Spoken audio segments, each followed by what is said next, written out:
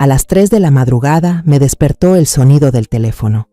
Al contestar, escuché la voz de mi hijo.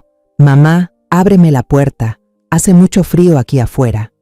Me quedé paralizada, porque mi hijo había muerto hace 2 años, pero de pronto el timbre de la puerta comenzó a sonar insistentemente. Cuando mi nuera miró por la mirilla, gritó con todas sus fuerzas, cayó al suelo temblando. Yo también me acerqué a mirar, y lo que vi después me dejó sin aliento. Yo soy Elena Montiel, una mujer mexicana de 64 años, que vive en una mansión amplia en las afueras de la ciudad junto a mi nuera, después de la muerte de mi hijo. Pensé que viviría el resto de mis días en soledad, hasta que una noche todo cambió para siempre. Me desperté sobresaltada en medio de la noche. No fue por una alarma, ni por el viento que soplaba afuera. Era el tono de llamada del teléfono. Ese tono lo había elegido exclusivamente para Edía, mi hijo. ¿Pero cómo podía ser? Edía se había ido hace 2 años, en un accidente espantoso que cada vez que recuerdo, siento que una parte de mí muere también.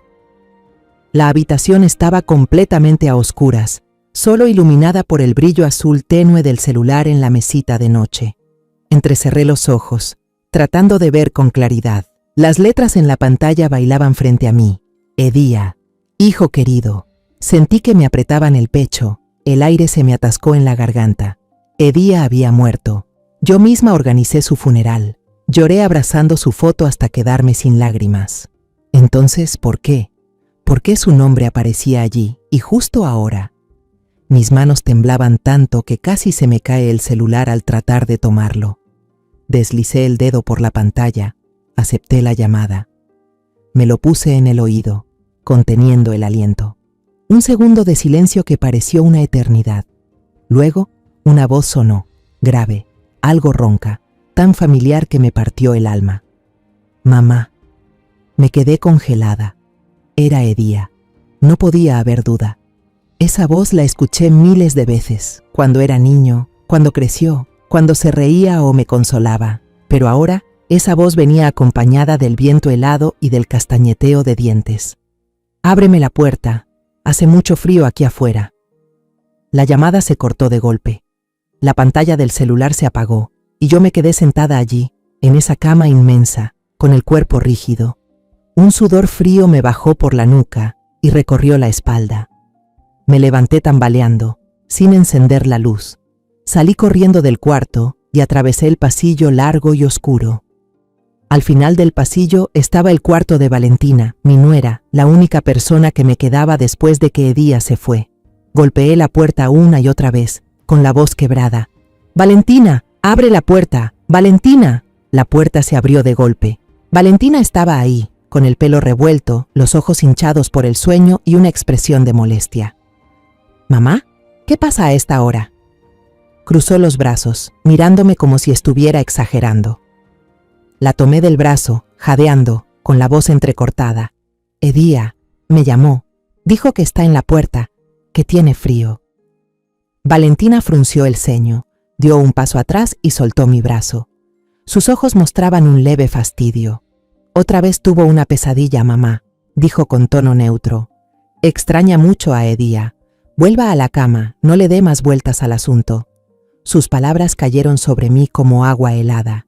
Quise explicarle que no era una alucinación, que había escuchado su voz, pero antes de que pudiera abrir la boca, otro sonido irrumpió y me dejó sin habla. El timbre de la puerta sonó largo, triste, y retumbó por toda la casa vacía.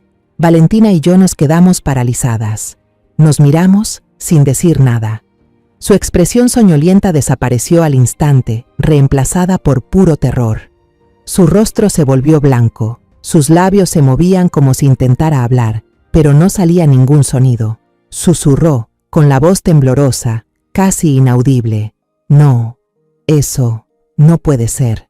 Luego se llevó una mano al pecho, respirando con dificultad, como si el aire se hubiera ido de la habitación. No entendía qué estaba pasando, pero el miedo en Valentina me heló la sangre. «Valentina, ¿qué te pasa?», pregunté, pero ella no respondió.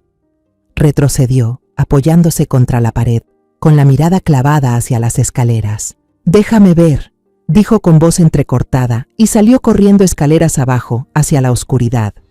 Corrí tras ella, con el corazón golpeando tan fuerte que sentía que iba a estallar. Llegamos hasta la puerta principal. Valentina no encendió la luz del porche, solo pegó el ojo al mirilla, respirando agitadamente. Yo estaba detrás, sujetándole la manga, sin atreverme a decir una palabra. Pasó un segundo, y de pronto, Valentina soltó un grito desgarrador, como si acabara de ver lo más horrible del mundo. Cayó al suelo, golpeando la espalda contra la pared. Se cubrió la cabeza con las manos, temblando sin control. Antes de continuar, revisa si ya estás suscrito a nuestro canal y cuéntanos en los comentarios desde dónde estás viendo este video. Queremos saber hasta dónde llegan nuestras historias de venganza. ¡Valentina!, grité, arrodillándome junto a ella, intentando ayudarla a levantarse. Pero ella apartó mis manos y gritó entre sollozos: «No, no regreses, vete». Tenía los ojos bien abiertos, llenos de terror, como si estuviera mirando a un fantasma. Afuera, ese día, él ha vuelto para vengarse. Valentina lloraba desconsoladamente, diciendo frases sin sentido, la voz rota. Sus palabras me dejaron helada. No entendía nada, pero el horror en los ojos de Valentina no me dejaba quedarme quieta. Me levanté temblando, me acerqué a la puerta y pegué mi ojo a la mirilla. Miré hacia afuera, con el corazón a punto de estallar, preparándome para cualquier cosa. Pero no había nada. El patio delantero estaba vacío. Solo la luz amarilla del poste alumbraba los arbustos que crujían con el viento nocturno. Ni una sombra, ni una señal. Me giré, vi a Valentina todavía acurrucada en un rincón, abrazándose la cabeza, murmurando sin parar: «Él ha vuelto para vengarse». Intenté decirle que no había nadie afuera, que quizá nos habíamos asustado por nada, pero Valentina no parecía oírme. Me senté en el suelo, a unos pasos de ella, respirando hondo para calmarme, pero por dentro sentía una tormenta desatarse. Algo no estaba bien. Había algo en Valentina que yo nunca había visto antes. Me levanté, la tomé del brazo y la ayudé a volver a su habitación. Ella no se resistió, solo caminó como un cuerpo sin alma. La acosté, le puse la manta encima, pero sus ojos seguían perdidos, fijos en el techo. «Descansa, hija», le dije con la voz ronca. Pero al cerrar la puerta supe que nada estaba bien. A la mañana siguiente desperté con los ojos irritados y pesados. No había podido dormir en toda la noche. Bajé las escaleras arrastrando los pies. Valentina ya estaba en la cocina, sentada a la mesa, hojeando una revista de moda. Delante de ella, una taza de café humeante llenaba la habitación con su aroma intenso. Levantó la vista y me sonrió con dulzura, como si nada hubiera pasado la noche anterior. «¿Ya despertaste, mamá? Te preparé café, está en la mesa». Me quedé allí, mirando fijamente a Valentina. Su sonrisa era tan perfecta que daba miedo. Corrí la silla y me senté, pero no toqué la taza de café. «Valentina», hablé con voz ronca por la falta de sueño. «Anoche, ¿qué pasó? ¿Qué viste afuera de la puerta?» Valentina dejó la revista a un lado y suspiró. Inclinó la cabeza, mirándome con compasión. «Mamá, tal vez las dos estamos demasiado estresadas. Tú tuviste una pesadilla y yo me asusté por el timbre, me puse nerviosa también. Seguramente fue solo algún borracho que tocó el timbre por error. En esta zona eso es bastante normal». Se encogió de hombros, como si hablara de algo sin importancia. No respondí. La explicación de Valentina era demasiado fluida, demasiado lógica, pero no lograba calmar la inquietud que me arañaba por dentro. En los días siguientes, Valentina actuó como si nada hubiera pasado. Compró un ramo de margaritas blancas y lo colocó en la sala. Puso música suave de Mozart e incluso me invitó a ver álbumes viejos de fotos familiares. «Mire, mamá», sonrió, señalando una foto de Edía en la playa, con una sonrisa radiante. A él siempre le gustó el mar. ¿Se acuerda de ese día? Toda la familia asando pescado al aire libre. Su voz era suave, nostálgica, pero cada palabra suya era como una puñalada en mi corazón. Asentí. Sonreí con torpeza, pero por dentro no dejaba de observar a Valentina. Empecé a notar pequeños detalles que antes no había visto. A veces le temblaban las manos al sostener la taza de té, aunque trataba de disimular dejando la taza rápidamente. Algunas noches, cuando no podía dormir, escuchaba sus pasos caminando sin parar por la habitación, como si ella tampoco pudiera conciliar el sueño. Y sus ojos, aunque siempre acompañados de una sonrisa, mostraban un brillo de inquietud, como si supiera que algo terrible estaba por pasar. Empecé a dudar de mí misma. ¿Estaba imaginando todo? ¿El dolor de haber perdido a Edía me estaba volviendo paranoica, viendo conspiraciones por todos lados? Abrí el teléfono. Entré al historial de llamadas. El nombre, Edía, Contrailleu, seguía allí, con una llamada registrada a las 3 de la mañana, con una duración exacta de 12 segundos. Toqué la pantalla. Intenté volver a llamar, como si eso pudiera hacerme escuchar otra vez la voz de mi hijo. Pero no hubo nada. Solo el silencio helado y el tono largo y desesperante. 3 días después de aquella noche espantosa, estaba en el jardín trasero podando los rosales que tanto le gustaban a Edía. De repente, el teléfono en el bolsillo del delantal vibró, haciéndome soltar las tijeras del susto. Me limpié las manos deprisa, el corazón latiéndome con fuerza. La pantalla se iluminó y casi dejé de respirar al ver el nombre. Edía, Contrailleu. Presioné para contestar, llevé el teléfono al oído y contuve el aliento.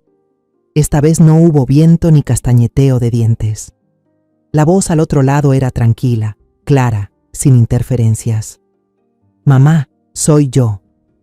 Era Edía, no había duda, pero esta vez su voz no temblaba por el frío, sino que sonaba firme y segura. Caí sentada en la banca cercana. Las lágrimas comenzaron a correr sin control. Edía, hijo. Mi voz se quebró, no pude completar la frase. En mi cabeza, miles de preguntas se agolpaban. ¿Estás vivo? ¿Cómo puede ser? ¿Dónde has estado estos 2 años? Pero no pude decir nada, solo sollozar entrecortadamente. Mamá, estoy vivo, dijo Edía, como si pudiera leer mis pensamientos. Te lo explicaré todo después. Mañana a las 9 de la mañana. ¿Puedes venir sola al café La Sombra, en las afueras de la ciudad?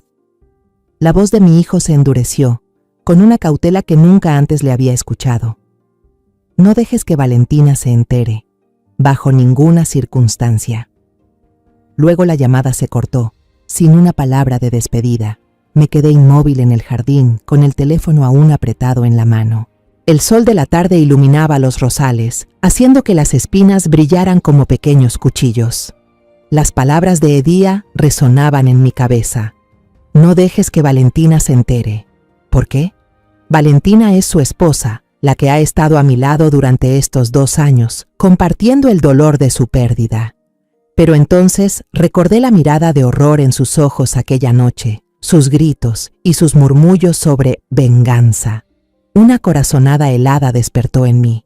Hay algo sobre Valentina que no sé, y Edía intenta protegerme. Esa noche, Valentina regresó cargando bolsas de marcas lujosas. Entró a la sala con una sonrisa radiante, como si hubiese ganado la lotería. ¡Mamá! Compré una bufanda hermosa. ¡Mire! Sacó una bufanda de seda color verde esmeralda, suave como el agua. Creo que le quedaría perfecta. Pruébesela, dijo con entusiasmo. Tomé la bufanda forzando una sonrisa. Gracias, es muy linda. Fingí un bostezo largo, diciendo que estaba cansada y quería acostarme temprano. Valentina asintió, pero noté en su mirada un destello de sospecha, como si intentara leerme el pensamiento. A la mañana siguiente, me levanté cuando aún estaba oscuro. Elegí un vestido gris sencillo, no quería llamar la atención. Frente al espejo, observé mi rostro, una mujer de 64 años, con arrugas marcadas y ojos cansados. Durante 2 años he vivido como una sombra, existiendo solo por los recuerdos de Edía y el consuelo de Valentina. Pero ahora, todo parecía desmoronarse. Me até el cabello, respiré hondo y traté de calmar el temblor en mis manos. Al bajar a la cocina, me sobresalté al ver a Valentina ahí, preparando una jarra de té de hierbas. El aroma de manzanilla y menta llenaba el aire. Suave, pero me hizo estremecer. Ella levantó la vista y me sonrió como siempre. Se levantó temprano, mamá, le hice un té, le ayudará a relajarse. Su voz era dulce, pero en su mirada había una chispa de escrutinio que no pude ignorar. Tomé la taza con manos temblorosas. Gracias, dije, intentando mantener la voz firme. Llevé la taza a los labios, fingí dar un sorbo, pero no dejé que ni una gota tocara mi lengua. Después de aquella noche aterradora, después de las palabras de Edía, ya no confiaba en nada que viniera de Valentina. Puse la taza sobre la mesa, forzando una sonrisa. Está muy rico, pero voy a tomarlo despacio. Aún está caliente. Valentina asintió y volvió a la jarra de té, pero noté cómo sus hombros se tensaban levemente, como si intentara ocultar una emoción. Me levanté y mentí, diciendo que tenía una cita con la señora Soto en el club de lectura. Iremos a la iglesia y luego almorzaremos juntas, dije con voz neutra, como si fuera un día cualquiera. Valentina no tardó en mostrarse atenta. ¿Quiere que la lleve? Es lejos y no es cómodo ir en taxi. Inclinó la cabeza, con una expresión de falsa preocupación. Mi corazón latía con fuerza, pero agité la mano con naturalidad. No, gracias, prefiero ir en taxi, así puedo relajarme y mirar un poco la ciudad. Le sonreí, pero por dentro, lo único que quería era salir corriendo de esa casa. Tomé un taxi justo frente al portón de la mansión y con voz temblorosa le di la dirección del Café La Sombra. Durante todo el trayecto me acurruqué en el asiento trasero, mirando por la ventana sin ver más que las siluetas borrosas de la ciudad. En mi cabeza, la voz de Edía se repetía una y otra vez. Ve sola, no dejes que Valentina se entere, pase lo que pase. ¿Y si era una trampa? Una broma cruel de alguien que quería aprovecharse de mi dolor, pero esa voz, la certeza en cada palabra, no podía ser falsa. Apreté fuerte el bolso, sintiendo el teléfono en su interior, como si fuera el último hilo que aún me conectaba con mi hijo. El Café La Sombra estaba escondido en un callejón angosto. El letrero de madera, desteñido y manchado por la lluvia y el sol, apenas se distinguía. Empujé la puerta y una campanita sonó con un tintineo suave. Adentro, el ambiente era tenue, con un leve olor a café recién tostado y papel periódico viejo.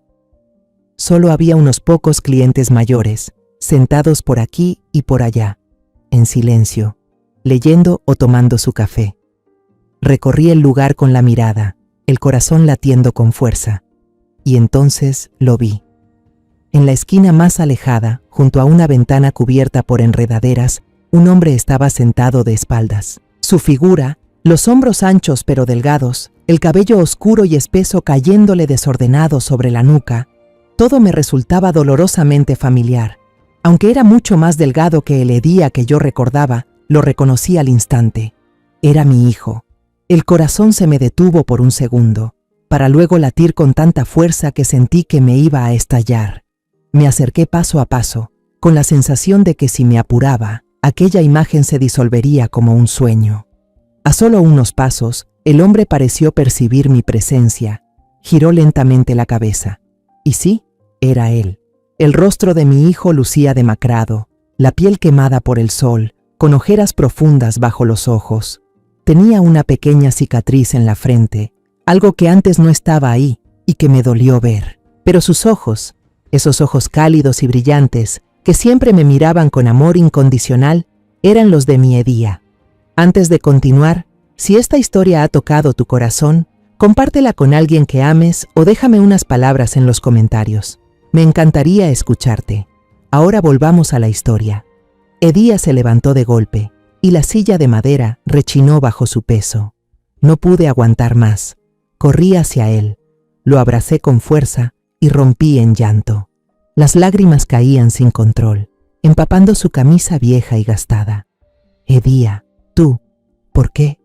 ¿Por qué hasta ahora vuelves? Dije entre sollozos, golpeándole suavemente la espalda, en parte reclamando, en parte desahogando el dolor. Le toqué la cara, los brazos, sintiendo el calor de su piel.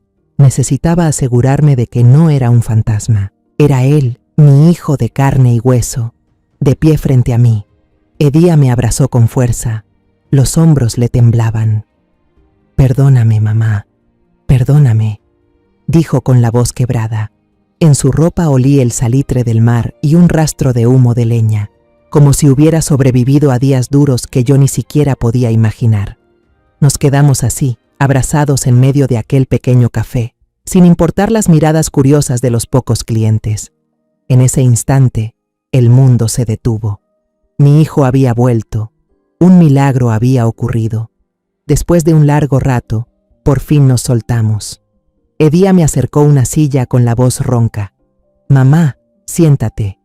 Me senté sin soltarle la mano, como si al hacerlo, mi hijo fuera a desaparecer otra vez. Edía me miró con unos ojos llenos de amor, pero enseguida su expresión cambió a una seriedad casi dolorosa. «Mamá», dijo con voz grave, «tienes que estar tranquila. Me pasó algo horrible y necesito tu ayuda». El mesero se retiró, dejando frente a mí un vaso de jugo de naranja dorado. Edía respiró hondo, bajó la voz, casi hasta un susurro. «Mamá, ¿qué te contó Valentina sobre la noche en que desaparecí?». Su pregunta me hizo quedarme en silencio. Miré a los ojos de Edía y vi en ellos una mezcla de alerta y dolor. Tragué saliva, intentando ordenar los recuerdos, esos fragmentos rotos de 2 años de sufrimiento. «Valentina», empecé, con voz rasposa. Llorando me dijo que esa noche, en el yate, habías bebido mucho y te empeñaste en lanzarte al mar a nadar. Que te suplicó, trató de detenerte, pero no hiciste caso. Luego dijo que te vio desaparecer entre las olas. Las lágrimas me punzaban al recordar esa escena, aunque solo viví su relato. Dijo que fue impotente, que no pudo hacer nada para salvarte. Me detuve un momento. Respiré con un leve temblor. Después contraté un equipo de rescate. Gasté mucho dinero para buscarte por toda la zona. No podía creer que te había sido así. Pero pasaban los días y no encontraban nada. Valentina me abrazaba, lloraba conmigo y al final fue ella quien me pidió que me detuviera. Me dijo, «Él ya se fue, mamá. Yo lo vi hundirse con mis propios ojos. Tenemos que aceptarlo». Apreté los puños, las uñas clavándose en la piel. Tuve que organizar tu funeral, aunque no había cuerpo, y terminé creyendo que realmente ya no estabas. Edía permaneció en silencio mientras hablaba. Su mirada se ensombreció, como si cada palabra fuera una cuchillada directa al corazón. Luego apretó los puños con tanta fuerza que los nudillos se pusieron blancos. Negó con la cabeza. Su voz temblaba de rabia. «Todo fue una mentira, mamá». Las palabras de Edía me cayeron como un rayo. Lo miré, la boca entreabierta, sin poder emitir un sonido. «¿Mentira?», susurré, sintiendo un escalofrío recorrerme la espalda. Edía asintió, con el dolor marcado en los ojos. Respiró profundo, como reuniendo el valor para contar una historia que ni él mismo quería revivir. «Esa noche», comenzó, con voz grave y pausada, «fue la fiesta en el yate de Javier, mi mejor amigo. Todo era lujoso, la música, las risas, las luces reflejándose en el mar. Estaba feliz, mamá. Quería invitar a Valentina a la cubierta para ver los fuegos artificiales juntos, pero cuando regresé, ella ya no estaba». Se detuvo, bajando la mirada hacia la mesa, como reviviendo cada segundo. La busqué por todo el yate, desde la pista de baile hasta el bar, pero nada. Finalmente subí a la cubierta superior, la parte más solitaria, y escuché la voz de Valentina. Edía se inclinó hacia mí. Su voz se volvió más baja, tensa. Estaba hablando por teléfono, escondida detrás de una columna. No quería espiar, pero lo que decía me dejó helado.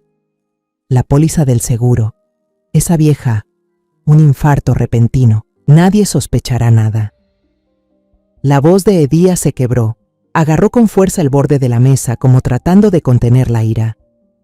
«Mamá, estaba hablando de ti, de cómo matarte para cobrar el seguro de vida». Sentí que la sangre se me congelaba. Miré a Edía, con la cabeza dando vueltas. «¿Matar a mamá?», repetí, con la voz temblorosa. Edía asintió, con una mirada dolorosa pero firme. Salí corriendo a enfrentarla. Al principio se asustó, lo negó todo, dijo que había escuchado mal. Pero cuando le arranqué el teléfono, Valentina ya no pudo fingir más. Gritó, lo confesó todo. Edía siguió contando, con la voz quebrada por la emoción. Dijo que había perdido mucho dinero en la bolsa, que le debía a prestamistas del crimen organizado y que ya no tenía salida. Si no pagaba, la matarían. Y su plan era envenenarte para cobrar el seguro de vida que estaba a tu nombre. Dijo que, sin ese dinero, la que iba a morir era ella. Hizo una pausa, respiró hondo. Le dije que me divorciaría de inmediato. Le dije que te protegería a toda costa, hiciera lo que hiciera. Me quedé ahí sentada, helada por completo. Cada palabra de Edía era como una puñalada directa al corazón. ¿Valentina? La muchacha que yo consideraba una hija, que estuvo a mi lado, que me secó las lágrimas. ¿Había planeado matarme? Quería gritar, quería negarlo, pero la mirada de Edía, la sinceridad en su voz, no dejaban espacio para la duda. Y entonces, continuó Edía, con la voz más baja, como si estuviera reviviendo una pesadilla. Esa frase lo cambió todo. Valentina se volvió completamente loca. Gritaba, me rogaba que no la destruyera. Empezamos a forcejear en la cubierta del barco. Me di la vuelta, dispuesta a irme para llamar a la policía. Pero entonces, sentí una fuerza muy fuerte desde atrás. Me empujó mamá. Con todas sus fuerzas, me empujó por la barandilla. Me tapé la boca.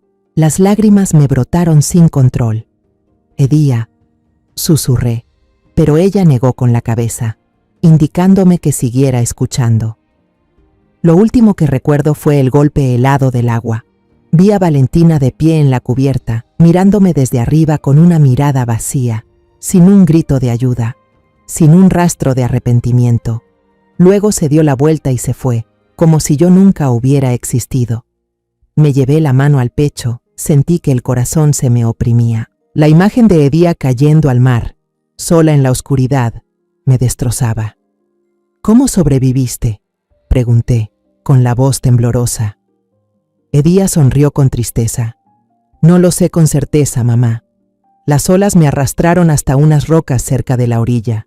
Me golpeé la cabeza contra una piedra sumergida y todo se volvió negro.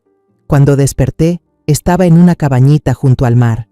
Una pareja de pescadores mayores, don Marco y doña Isabela, me encontraron y me salvaron. Hizo una pausa, con la mirada perdida. Pero no recordaba nada, mamá. No sabía quién era, ni de dónde venía. Durante 2 años viví con ellos. Salía a pescar con don Marco, como si fuera otra persona completamente diferente. Le tomé la mano a Edía. Sentí las durezas en su piel, señales de 2 años de trabajo duro. Y entonces, ¿cómo lo recordaste todo?, pregunté, con lágrimas corriendo por mis mejillas. Unas semanas atrás, contó Edía, yo estaba en el barco del señor Marco cuando vi pasar un yate. Hubo algo en esa escena, las luces, el sonido de las olas, que hizo que todos los recuerdos volvieran de golpe. La escena en la cubierta, la voz de Valentina, el empujón, todo apareció con claridad. Supe que tenía que buscarte, tenía que advertirte. Me miró con una expresión llena de determinación. Mamá, Valentina no solo me hizo daño, ella todavía está planeando hacerte daño a ti. Las palabras de Edía me helaron la sangre. Pensé en Valentina, en su sonrisa falsa, en la manera en que me miraba con desconfianza. Recordé la noche en que sonó el timbre, el pánico de Valentina al mirar por la mirilla. Ahora lo entendía. No le temía a los fantasmas. Le temía a que sus crímenes regresaran para cobrar factura. El dolor y la rabia ardían dentro de mí como una llama silenciosa, pero me obligué a mantener la calma, a escuchar lo que mi hijo tenía que decir. Edía me miró directo a los ojos. Su mirada era fría, llena de preocupación. Mamá, dijo con voz firme, el plan original de ella, hace 2 años, era envenenarte. Piensa bien, en los últimos meses, ¿ha habido algo que hayas comido o bebido que solo Valentina haya preparado? La pregunta de Edía fue como un rayo. Me quedé en shock, negué con la cabeza por reflejo y respondí en voz baja. No, siempre he sido la que cocina en casa. Ella solo ayuda con cosas pequeñas. Pero entonces me detuve. Una imagen cruzó mi mente, nítida como un rayo de sol entre la niebla, la tetera de cada noche. «Espera», dije con la voz temblorosa, «hay una cosa. Hace como 2 meses, todas las noches ella me prepara una tetera de manzanilla. Dice que como me cuesta dormir, eso me ayudaría». Edía se inclinó hacia adelante, entornando los ojos como si acabara de descubrir una pista clave. «¿Y cómo te has sentido después de tomarla?», preguntó con voz baja pero tensa. Tragué saliva, tratando de recordar. Me siento más cansada, agotada. A la mañana siguiente, la cabeza me zumba, me cuesta mucho concentrarme. Pensé que era por el efecto del té o por la edad. Me detuve y otro recuerdo emergió, haciéndome un nudo en el pecho. Y también se me cae más el cabello al bañarme. El doctor dijo que era por la edad, pero... Edía me interrumpió, con voz casi gruñida. «No es la edad, mamá. Ella te está envenenando, poco a poco, para que nadie sospeche». Sus palabras fueron como un cuchillo, frío y certero, clavándose directo en mi corazón. Miré a Edía, sintiendo un escalofrío recorrerme la espalda. La idea de que Valentina, esa chica a la que consideré una hija, en quien confié ciegamente, me estuviera envenenando en silencio, me dejaba sin aliento. Edía sacó algo del bolsillo de su chaqueta, un pequeño frasco de vidrio, del tipo que se usa para gotas oftálmicas, ya limpio. Lo colocó en la palma de mi mano con la mirada firme. «Esta noche, y todas las noches siguientes, tienes que actuar bien», dijo con voz baja pero decidida. «Recibe el té, dile que está rico, pero no tomes ni una gota». Me tomó la mano, dando instrucciones claras. «Busca un momento para desecharlo. En el fregadero, en la maceta del balcón, donde sea que nadie te vea. Pero antes de tirarlo, tienes que guardar un poco en este frasco. Necesitamos pruebas». Apreté el frasco pequeño, sintiendo el vidrio helado en la palma de mi mano. Era diminuto, pero pesaba como si llevara el destino de mi hijo y el mío. Asentí con la cabeza sin decir nada, pero dentro de mí se formaba una decisión fría.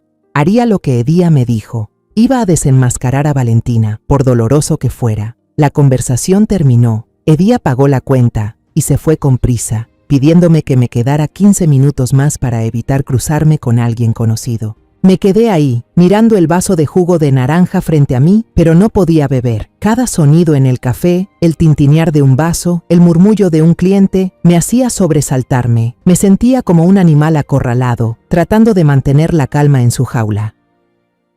Al volver a casa, la mansión familiar me pareció una jaula dorada llena de trampas. Empujé la puerta y entré, esforzándome por mantener el rostro sereno. Valentina estaba en la sala, sentada en el sofá con una copa de vino tinto en la mano y su mirada pasó por encima de mí. «¿La pasó bien, mamá?», preguntó, con una sonrisa radiante pero helada. Asentí, contestando con indiferencia.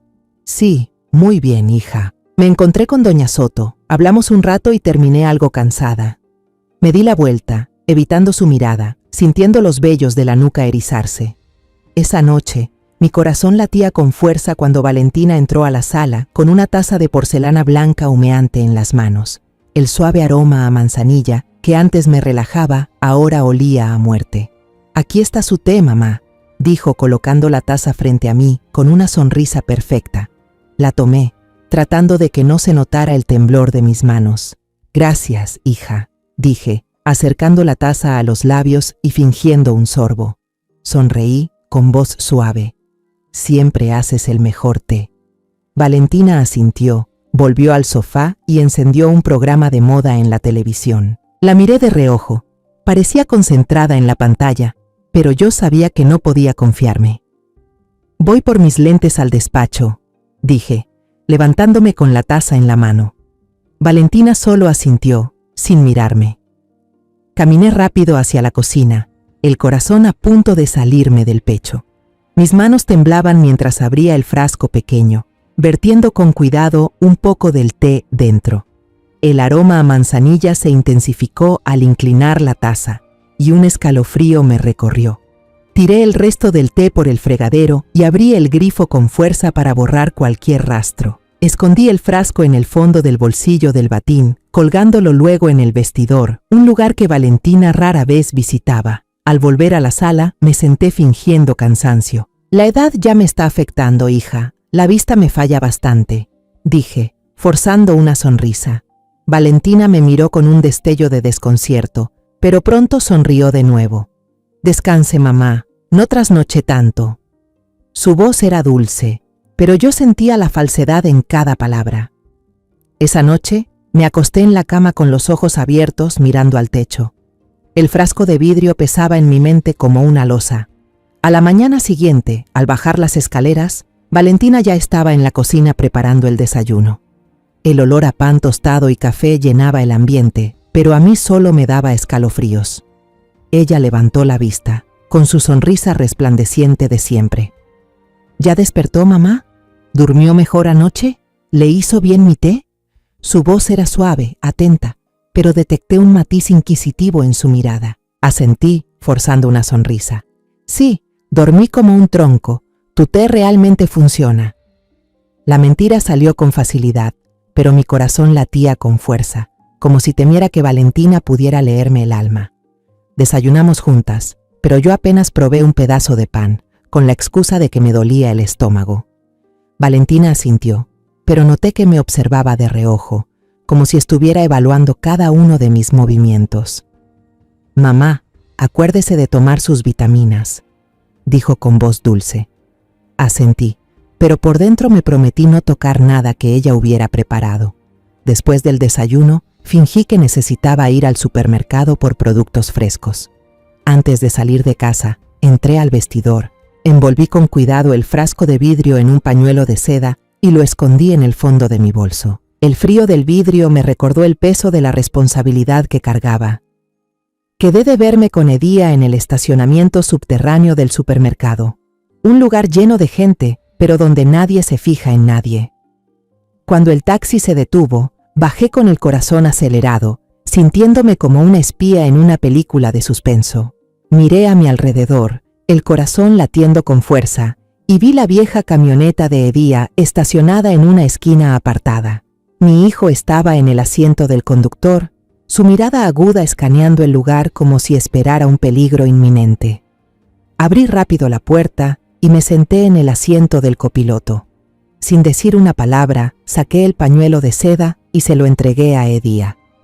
Él lo desenvolvió con cuidado, miró el frasquito en sus manos y su expresión se endureció. «Lo hiciste muy bien, mamá», dijo en voz baja pero firme. «Sigue igual que hasta ahora, mantente a salvo, te avisaré en cuanto tenga los resultados». Hizo una pausa y me miró con preocupación. «Si puedes, trata de conseguir otra muestra mañana. Cuanta más evidencia tengamos, mejor». Asentí, sintiendo una determinación fría surgir dentro de mí. «Voy a lograrlo», respondí, con más firmeza de la que esperaba. Edía me tomó la mano. Sus manos, ásperas por el trabajo duro, estaban cálidas y me transmitieron fuerza.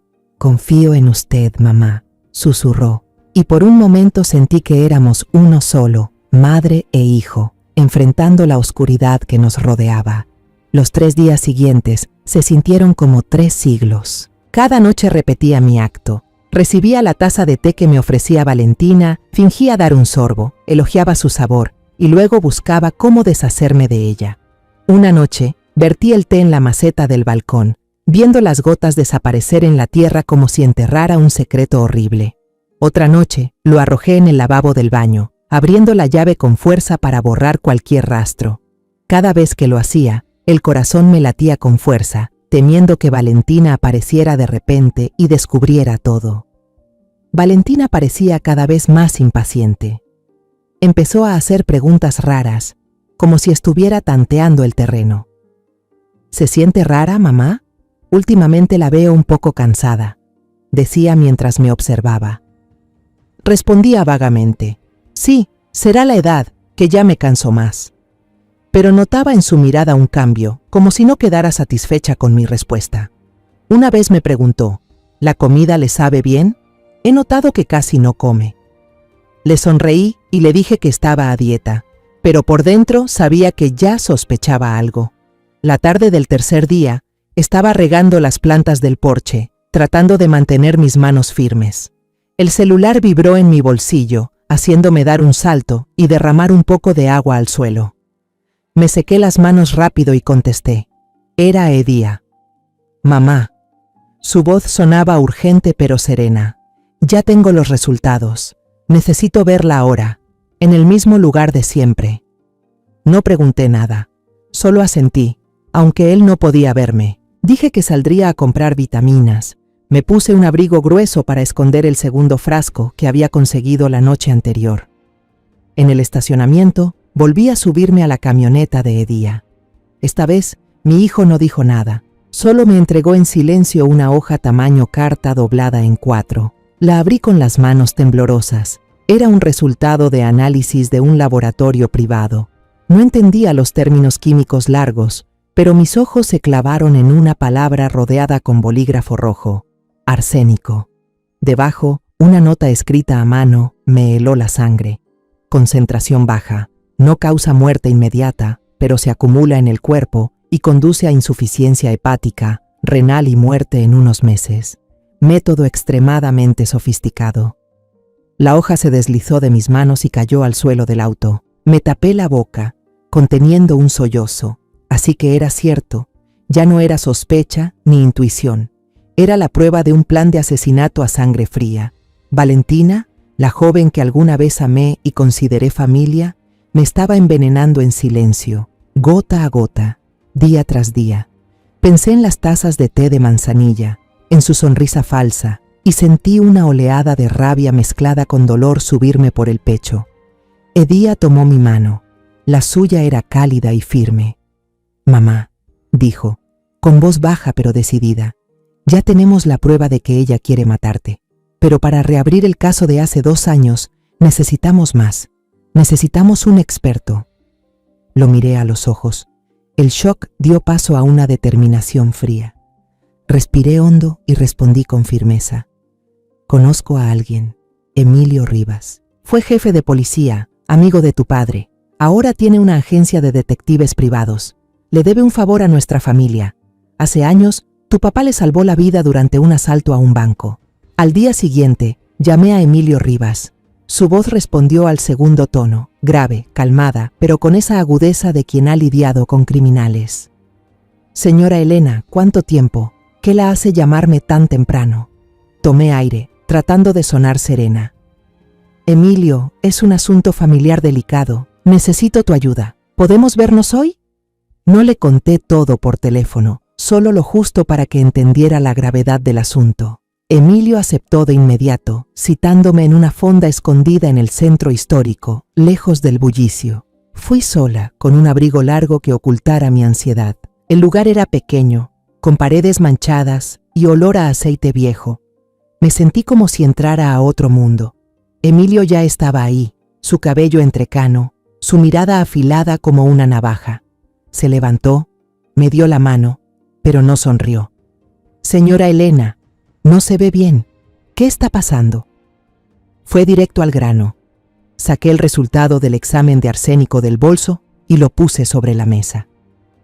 Emilio, sospecho que mi nuera, Valentina, me está envenenando y creo que está relacionada con la muerte de Edía hace 2 años. Omití que Edía estaba vivo. Solo mencioné que los signos recientes me hacían dudar que el accidente de mi hijo fuera tan simple. Le hablé del té de manzanilla, del cansancio extraño, del miedo creciente dentro de mí.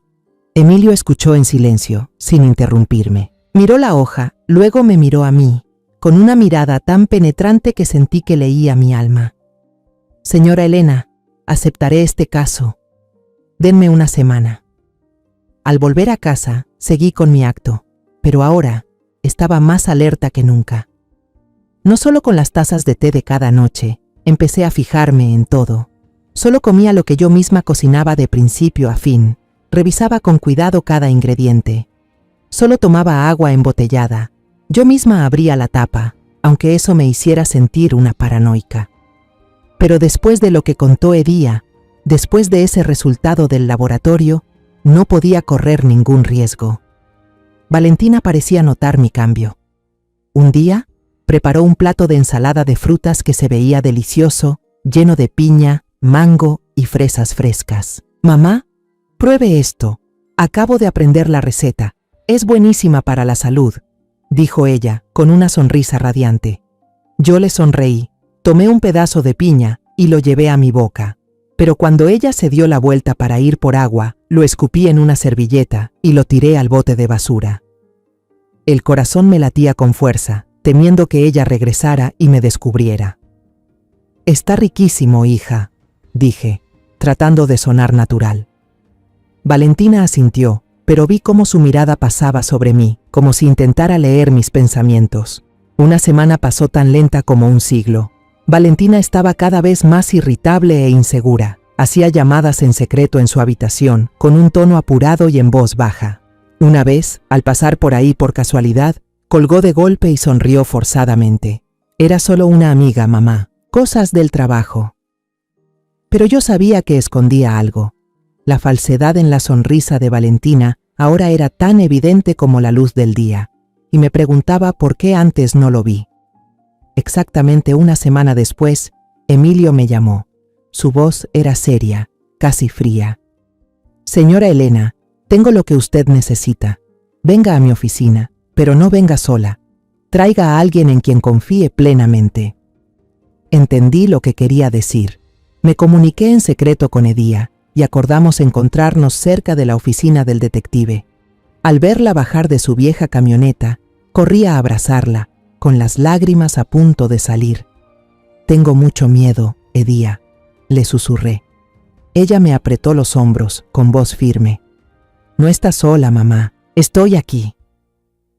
La oficina de Emilio Rivas estaba en el segundo piso de un edificio viejo, lleno de papeles y con un leve olor a cigarro. Él estaba sentado detrás de su escritorio, con la mirada afilada, recorriéndonos a mí y a Edía.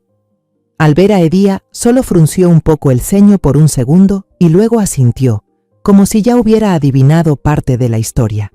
No preguntó nada más, simplemente colocó un sobre marrón y grueso sobre la mesa. «Aquí están los resultados del seguimiento a Valentina durante la última semana», dijo con voz grave. Edía abrió el sobre. Su mano temblaba un poco. Adentro había un montón de fotos tomadas desde lejos, pero muy claras. En la primera, Valentina iba manejando hacia un barrio marginal en las afueras, con callejones sucios llenos de basura. En las siguientes, ella se reunía a escondidas con un hombre de aspecto rudo, con una chaqueta rota. Valentina le entregaba un fajo de billetes y el hombre le daba un pequeño paquete de polvo blanco que él guardaba en el bolsillo de su chaqueta. Me tapé la boca, sentí el pecho apretado como si me faltara el aire, pero lo más horrible aún estaba por venir. Emilio colocó una pequeña grabadora sobre la mesa y presionó el botón de reproducir. Se oyó un zumbido y luego una voz masculina, áspera, dijo: «El arsénico está carísimo últimamente, es un producto raro, dame más dinero». La voz de Valentina respondió tan afilada como una cuchilla: «¿Cree que imprimo billetes o qué? Espere a que cobre el seguro de vida de esa vieja». El hombre soltó una carcajada burlona. «¿Y por qué no lo haces más rápido? ¿Para qué alargarlo tanto?». Valentina contestó con una frialdad calculadora: «¡Qué bruto eres! Hace 2 años se murió el hijo de esa señora. Si la mataba justo después, lo raro habría sido que la policía no sospechara de mí. Tenía que esperar. Tenía que dejar que todo se calmara». La grabación terminó. La habitación quedó en silencio. Sentí como si me hubieran vaciado el aire del pecho. Todas mis sospechas, ahora confirmadas con las palabras más crueles. Edía apretó los puños, las venas saltadas en el dorso de sus manos. La miré y vi la furia en sus ojos, pero también el dolor de alguien traicionado por la persona que alguna vez amó. Emilio rompió el silencio, su voz tranquila pero afilada. «La prueba del envenenamiento ya es contundente, pero para acusarla de intento de homicidio contra su hijo aún nos falta una pieza». Asentí, sintiendo como una determinación helada se apoderaba de mí. «Vamos a encontrar esa pieza», dije con firmeza. «Haré lo que sea, pero Valentina no se va a salir con la suya». Salimos de la oficina de Emilio y nos adentramos en una calle bulliciosa. Sentadas en la vieja camioneta de Edía, Ninguna de las dos dijo una palabra. De pronto, Edía apretó el volante con fuerza y luego lo golpeó con el puño. El estruendo me hizo saltar. ¡Maldita sea!, gritó con la voz ronca por la rabia y la impotencia. ¿Cómo demonios vamos a probar lo que pasó en la cubierta del barco? Solo estábamos ella, yo y el maldito mar. Mi palabra no puede contra la suya sin pruebas. La miré, sus ojos enrojecidos no solo por la furia, sino por el dolor de haber sido traicionada. Quise decir algo para consolarla, pero la garganta se me cerró. Le puse la mano en el hombro y susurré: «Vamos a encontrar la manera, Edía, te lo prometo». Pero por dentro también estaba luchando contra la desesperanza. Ya teníamos la prueba del arsénico, las conversaciones secretas de Valentina, pero para demostrar que empujó a Edía al mar, necesitábamos algo más concreto, más fuerte. Manejamos sin rumbo, solo para que la mente no nos estallara. Las calles conocidas de la ciudad pasaban junto a la ventana, pero yo no veía más que el rostro frío de Valentina en mi memoria. De repente, Edía frenó de golpe al costado del camino. Las llantas chillaron y casi me golpeó contra el tablero. Se irguió, con los ojos bien abiertos, iluminados. «El dron», soltó, emocionada. Me quedé perpleja, sin entender. «¿Dron? ¿De qué estás hablando?» Edía se volvió hacia mí, con una expresión como si acabara de ver una luz al final del túnel. «Sí, mamá, la fiesta de Javier en el yate. Él contrató a un equipo profesional para grabar todo el evento. Usaban sobre todo un dron para captar tomas aéreas del barco en el mar. Lo recuerdo bien. Estuvo sobrevolando toda la noche. Hablaba rápido, como si temiera que la idea se le escapara. Si el dron grabó la cubierta, tal vez captó el momento en que ella me empujó». Una chispa de esperanza se encendió en mi interior, pero venía acompañada de miedo. ¿De verdad existía un video así? Y si existía, ¿sería lo suficientemente claro como para servir de prueba? Tomé la mano de Edía, con la voz temblorosa. ¿Estás segura? Si logramos encontrarlo. Edía asintió, con los ojos encendidos. Sí, mamá, tenemos que intentarlo. Edía sacó su celular de inmediato y marcó el número de Javier, su mejor amigo, el que organizó aquella fatídica fiesta. Del otro lado, la voz de Javier sonó llena de asombro. «¿Edía? Dios mío, ¿eres tú de verdad?» Edía no dio muchas explicaciones, solo fue directa. «Javier, necesito verte ahora mismo. Es algo de vida o muerte. Estoy yendo a tu casa». Javier no preguntó más, solo dijo: «Está bien, te espero». La casa de Javier era una residencia moderna, con grandes paredes de cristal y una decoración elegante. Apenas estacionamos, él salió corriendo por la puerta con el rostro pálido. Abrazó a Edía con fuerza, su voz temblaba. «Dios mío, pensé que... no puedo creer que sigas viva». Edía le dio una palmada en el hombro, pero su mirada era seria. «Te contaré después, Javier, pero ahora necesito tu ayuda.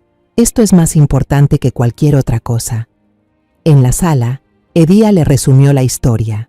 Valentina, el empujón en el yate, el plan para envenenarme.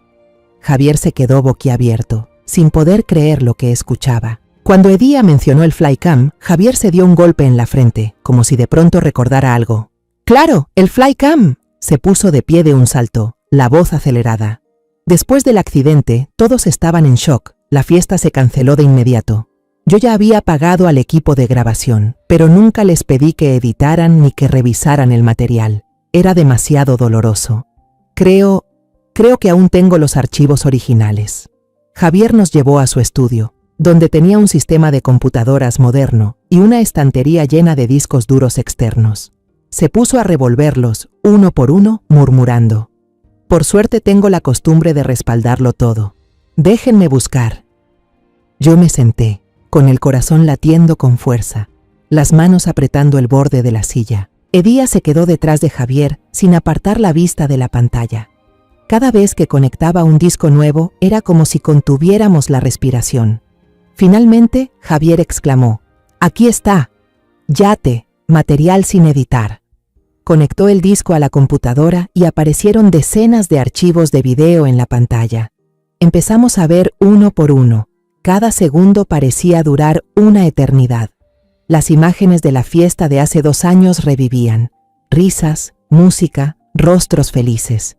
Me vi brindando con Edía, con una gran sonrisa en su cara. Un dolor punzante me atravesó el pecho, como si una navaja reabriera una herida vieja. Después de casi 1 hora, cuando ya empezaba a perder la esperanza, Edía señaló la pantalla. «Detente, retrocede un poco». Su voz era tensa, cargada de esperanza. Javier retrocedió el video y lo vimos. Una toma desde el Flycam, bien alta, mostrando todo el yate sobre el mar brillante. La cámara giró lentamente hacia la cubierta superior, la zona con menos luces, y entonces lo vimos con claridad. 2 figuras pequeñas discutiendo acaloradamente. Aunque no había sonido, sus movimientos eran tan claros como la luz del día. La figura del hombre se dio la vuelta, y la figura de la mujer se lanzó de repente, empujándolo con ambas manos. La silueta del hombre cayó al mar, dejando una estela blanca sobre la superficie. El dron seguía flotando, grabando cómo la mujer se quedó mirando el agua durante unos segundos, sin gritar, sin pedir ayuda. Luego, con total calma, se acomodó el cabello, se dio la vuelta y entró caminando con tranquilidad, fundiéndose con las luces y la música de la fiesta. La sala estaba en silencio absoluto. Javier balbuceó con la voz temblorosa. «No lo puedo creer, es... Valentina». Se volvió hacia Edía, con los ojos abiertos de par en par por el impacto. Edía se recostó en la silla y soltó un largo suspiro, como si se hubiera quitado un peso de encima. «La pieza final», dijo con voz ronca. «La más importante. Ya la tenemos». Me tapé la boca y las lágrimas me brotaron. Ver a Valentina empujar a Edía al mar, su mirada helada, fue como una puñalada directa al corazón. Apreté la mano de Edía y sentí cómo la suya se tensaba. «Lo logramos, mamá», susurró con los ojos brillando de determinación. Asentí, con la voz entrecortada. «Ella va a pagar por esto». A la mañana siguiente, desperté con una mezcla de alivio y tensión. Hoy era el día en que Edía, Javier y yo iríamos juntos a la comisaría central.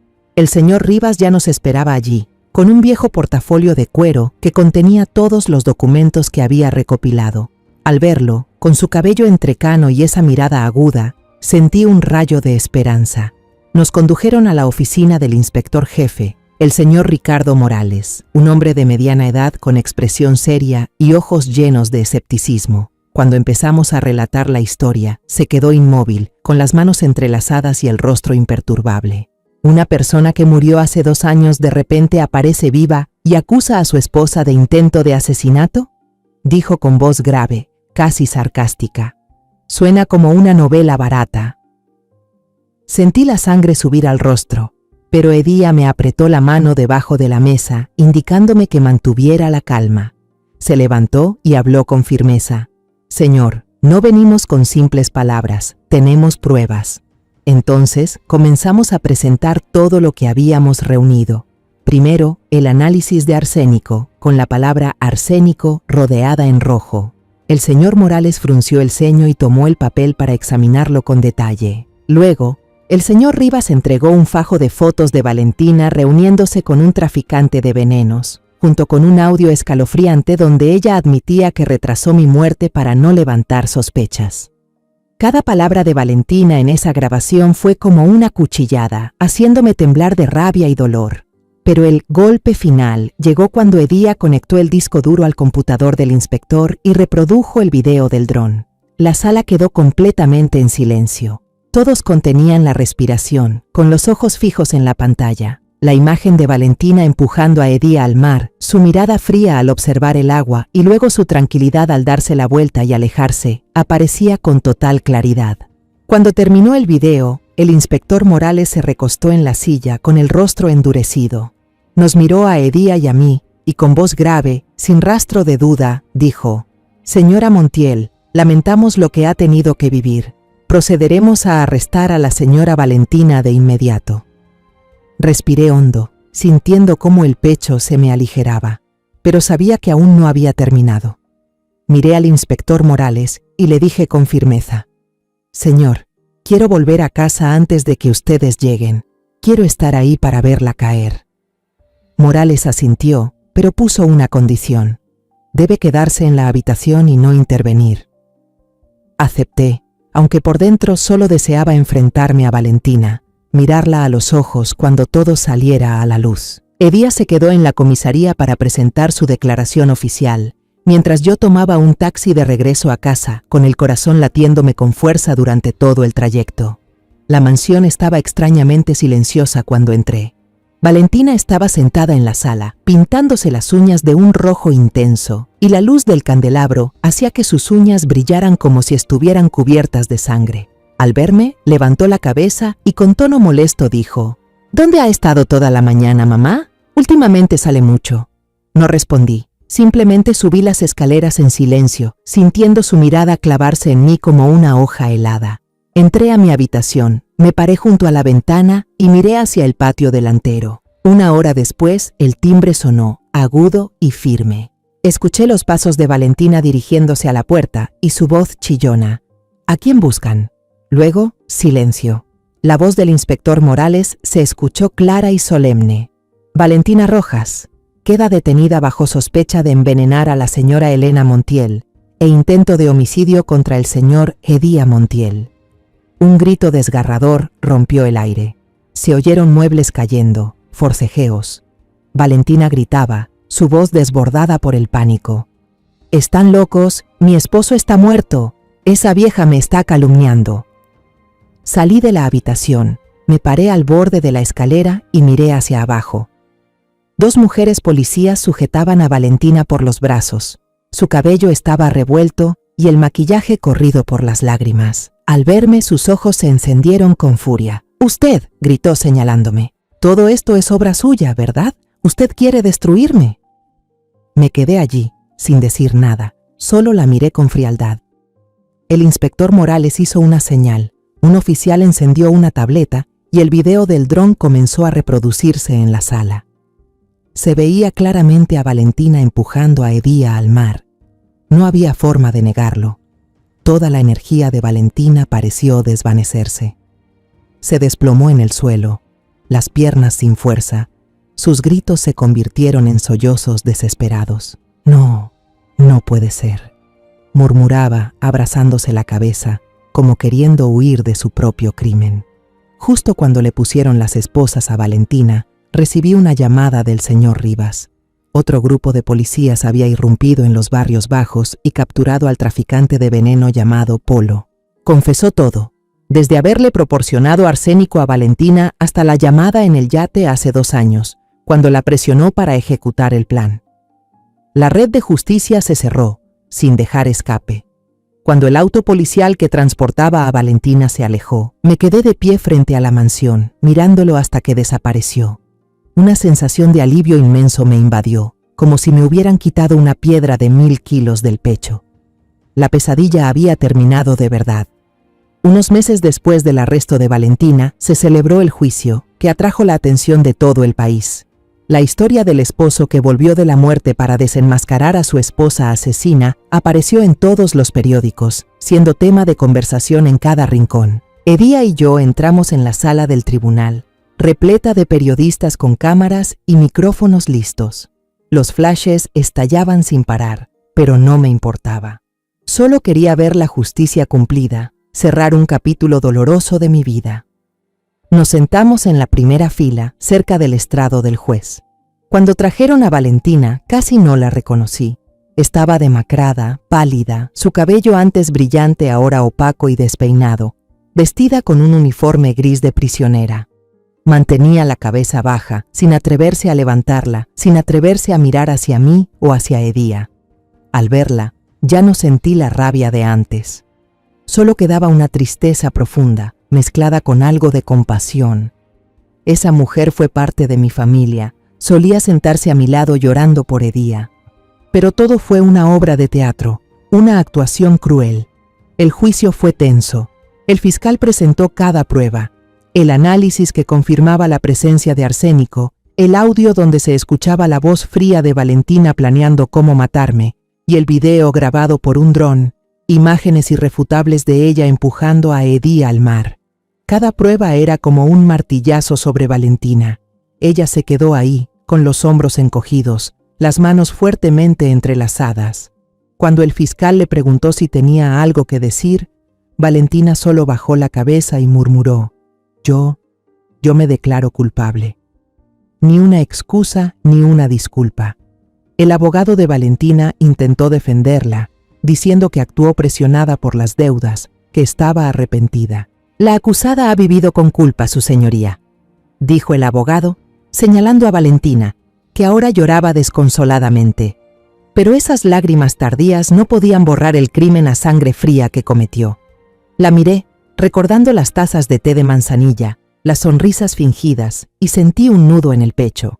Arrepentida, si Edía no hubiera regresado, si yo no hubiera sospechado, probablemente ahora estaría enterrada, y ella estaría disfrutando del dinero del seguro.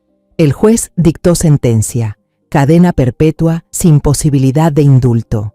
El sonido del mazo retumbó, firme y frío. Valentina se desplomó en su asiento, cubriéndose el rostro con las manos, sollozando con desesperación. Tomé la mano de Edía y sentí cómo me la apretaba con fuerza.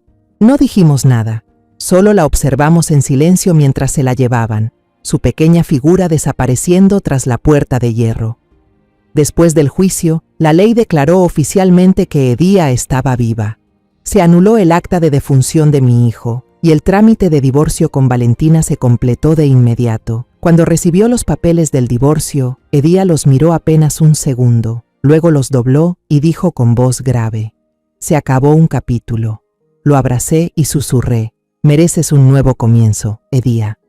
Él sonrió, con una luz en los ojos, como si se hubiera quitado un peso de encima. Nuestra vida fue volviendo a la normalidad, pero a una normalidad nueva, más luminosa. Edía y yo limpiamos la casa grande, eliminando todo rastro de Valentina. Quitamos sus fotos, donamos las cosas que había comprado. La risa de Edía volvió a sonar en los pasillos y cada vez que la escuchaba sentía el corazón calentar. Mi hijo empezó a reconstruir el negocio familiar, recuperando paso a paso lo perdido en estos 2 años. Al verlo trabajar, con esa determinación y energía renovada, no podía evitar sentirme orgullosa. Mi Edía había vuelto, más fuerte que nunca. Cada fin de semana, tomábamos la vieja camioneta de Edía, cargada con cestas llenas de frutas, comida y algunos regalitos, y recorríamos el camino costero lleno de baches. Nuestro destino era un pequeño pueblo de pescadores, donde había una humilde casa de madera junto al mar. Don Marco y doña Isabela, la pareja de pescadores que salvó a Edía, siempre salían a recibirnos desde lejos, con una sonrisa radiante en sus rostros curtidos. «Elena, Edía, ¿otra vez por aquí?», exclamaba doña Isabela, abrazándome con fuerza. Sus manos ásperas eran sorprendentemente cálidas,